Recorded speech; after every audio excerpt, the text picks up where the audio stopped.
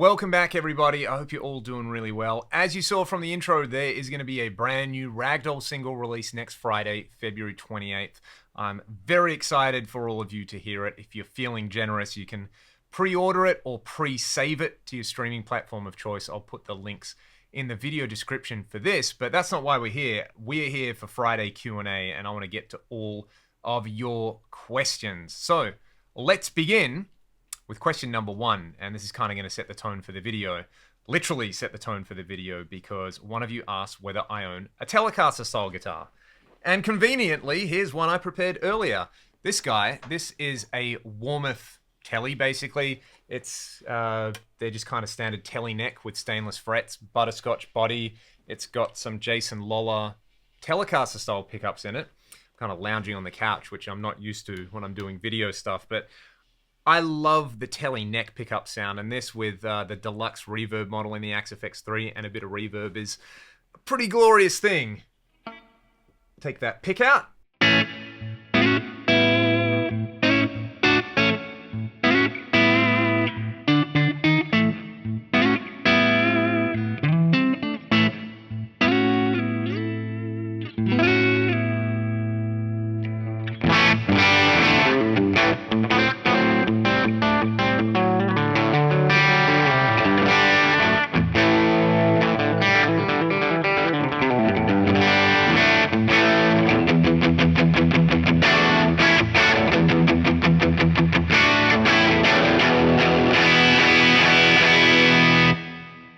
It gets so ganky on that bridge pickup as well. I've actually got a four-way switch on this guitar, so I can do the normal two pickups in parallel, which is really sweet.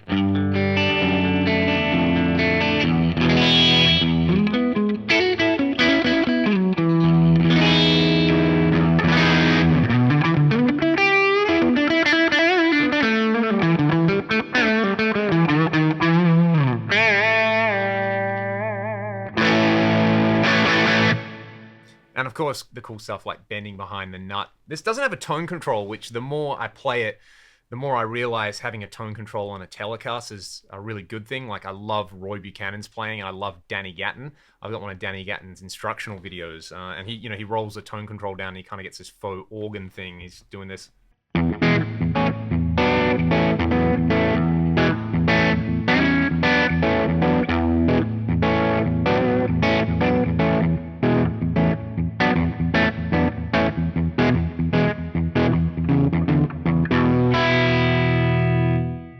Worst Danny Gatton impression ever, but you really need the tone control to kind of get what he gets on that video. So I think I need to spend some more time with this guitar, because these Lollar pickups sound fantastic, and I've actually done a bunch of ragdoll gigs with this guitar, like playing it in drop tunings through high gain, and it's just very crisp and clear and tight. So if you guys would like to see this guitar in more demo videos, please let me know. So going from that question about one of my favorite things, a guitar, specifically a Telecaster, my hair routine. And my hair looks like rubbish at the moment because I haven't washed it for about a week, but that's about as much that goes into my hair routine. Is I basically wash it like once a week. I do the old double shampoo thing as well for anybody interested. I've always thought if this channel gets to the stage where I'm doing videos about my hair with paid sponsored advertisements for hair products, I've either totally made it or I've totally sold out, or I guess totally both at the same time. So just try to eat some good stuff as well. You know, the person to ask this is Ryan, the lead singer in Ragdoll, because his hair is incredible and he's right up to speed on all the diet stuff. You know, I remember him one tour, he was, you know, eating avocados and then rubbing the avocado oil in his hair, and we went through the Moroccan oil thing, and yeah, I try not to think about it too much. I've had long hair all my life, and I couldn't imagine it any other way. I just like it, and I try to maintain it by kind of cleaning it and brushing it and trying to eat well. So yeah, the sad truth is there's not much of a routine that goes into it at all. But thank you to all the people who have asked. All right, speaking of Ragdoll, how do you get a big sound with a trio, and what do you do when you're the only guitar player in the band and you go from playing rhythm guitar to playing lead guitar? This was something we were talking about very, very recently, actually, when we were mixing this new single that's coming out. And underneath the guitar solo, you know, normally it's like you do it and you go back, and hopefully you guys can hear the cat scratching the carpet, just being a general nuisance at the moment.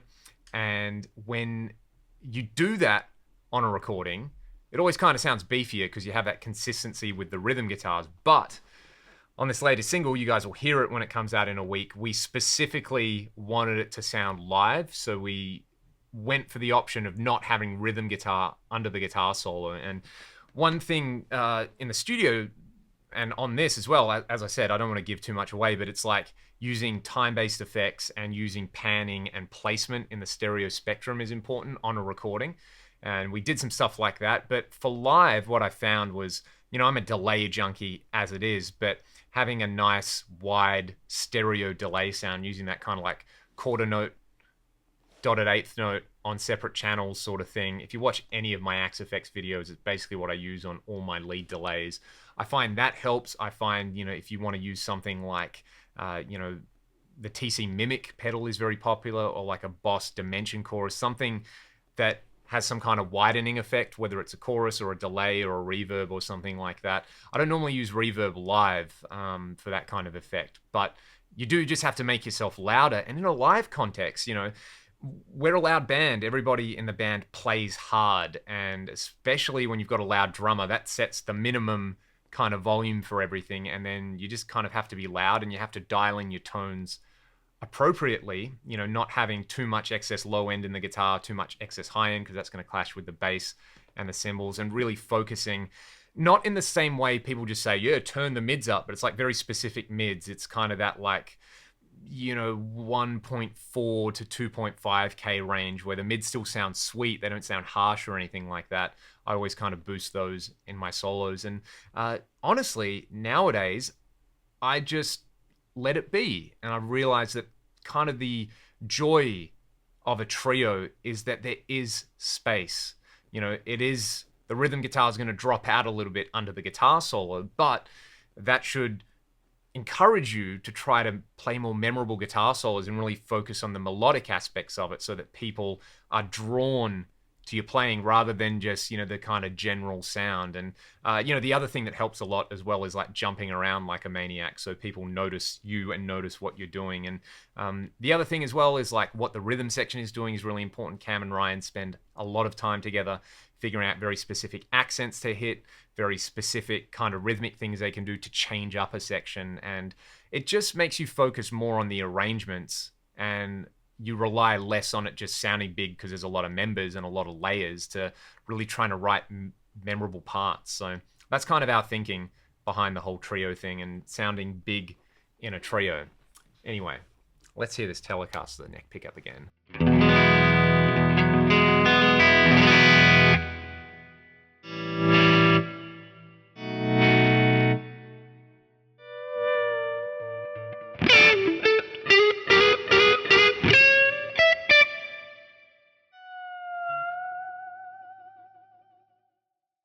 Hey, there's a mosquito right here. I hope that thing doesn't bite me and give me some weird disease. Kiesel guitars and the whole Gibson thing with that. So, yeah. It's very much a case of dig up stupid. That kind of seems to be the thing with the big G. Like they, you know, I've been watching a bunch of the Gibson TV videos they've been doing. The Brian Ray one was awesome. I really enjoyed that. But then you have stuff like this come out, and it's it's unfortunate. It's just like more bad PR. It's why would you do this? You know, especially for something. I think it's over the Flying V's now, and you know, anyone who thinks that Kiesel V looks like a Gibson Flying V needs their eyesight checked. So yeah, maybe I should now go and buy a Kiesel guitar or something like that. I still have a Carbon V3 amplifier actually. I should drag that one out and do a demo with it. So if you guys want to see a demo with that, let me know. On that note of guitars, my take on fretless guitars. I've actually been watching a bunch of videos by Tom Fountainhead. You guys should definitely check out his channel. Fantastic, and he has some amazing fretless guitar videos on there as well. If you saw I know he was on, Devin Townsend did one of those Devin Townsend reacts to Devin Townsend songs, and he was on there, and yeah, his fretless stuff is awesome. Obviously, Guthrie Govan's fretless stuff. Sean Lane, if you watch any of his stuff with Jonas Hellborg, amazing stuff. It seems like Vigier are like the company to go for with fretless stuff, but there's a guy I watch a lot of his videos on Instagram, actually, if you look him up, called the Oud Dude, or the Oud Dude. I don't know how to say it because, hey, I'm an Australian. I got the excuse. But yeah, go and check out his stuff. I've been listening to a lot of his music as well. And he's got this amazing, it's like an electric oud or oud. I'm getting self-conscious about it now. With guitar pickups in it. And something like that seems really, really appealing to me. And the whole microtonal thing is really interesting. And I think I need to get a fretless pretty soon. So yeah. Until then, you can do the pseudo fretless thing where you just play quarter tone bend.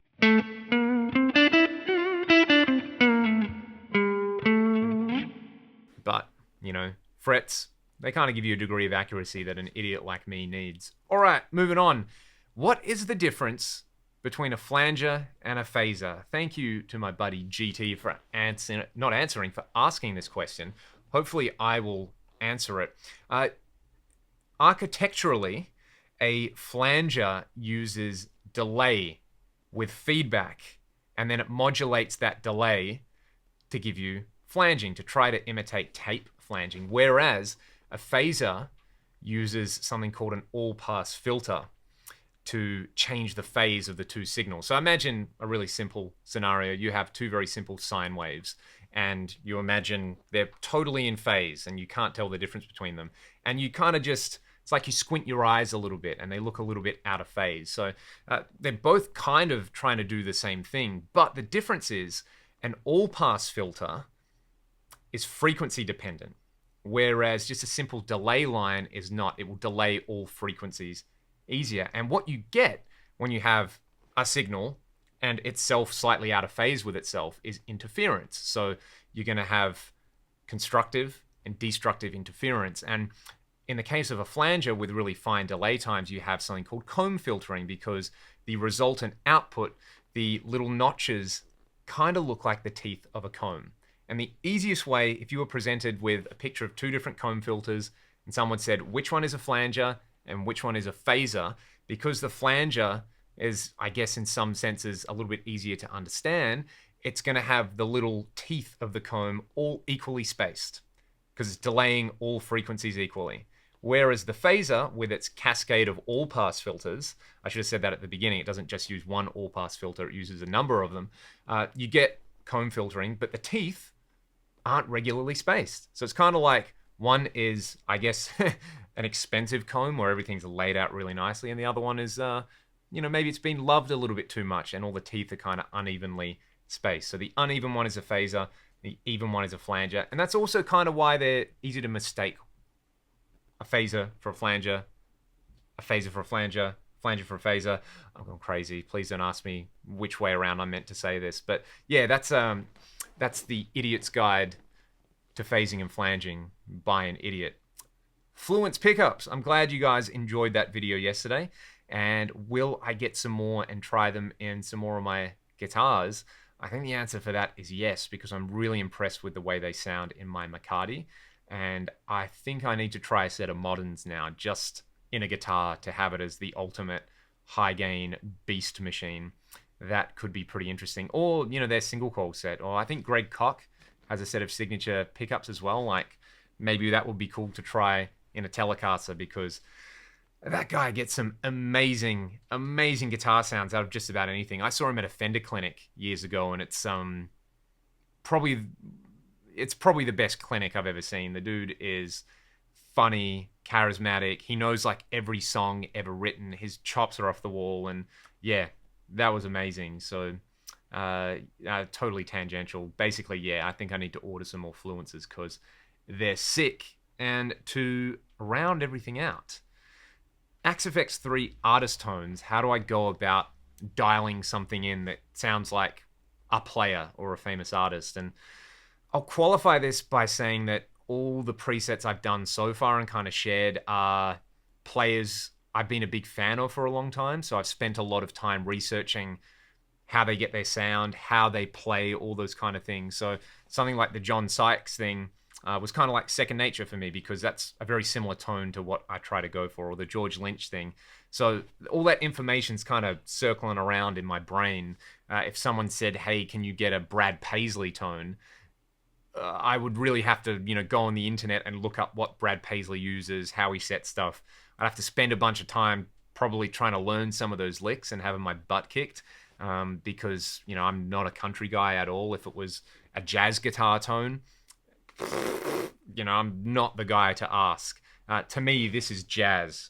When in reality, if you want to know what jazz is, go and watch Jens Larsson's channel, because that guy knows what jazz is. I love his YouTube channel, by the way. Still can't play anything like it, but it's excellent content. So yeah, that's kind of my approach, would just be, if I know what gear they're using, I'll just go for it and try to get ballpark. If not, I guess I do have to go and get some research. But that's kind of the beauty of the Axe Effects, and now the FM3, which is being rolled out, which is exciting, is if you can dream it up, you can probably do it in one of those devices. All right. Thank you guys so much for watching the video. If you got questions for next week, please let me know. Will I do a Q&A next week? Our single's coming out. Maybe you'll see a playthrough of the new single with Tab.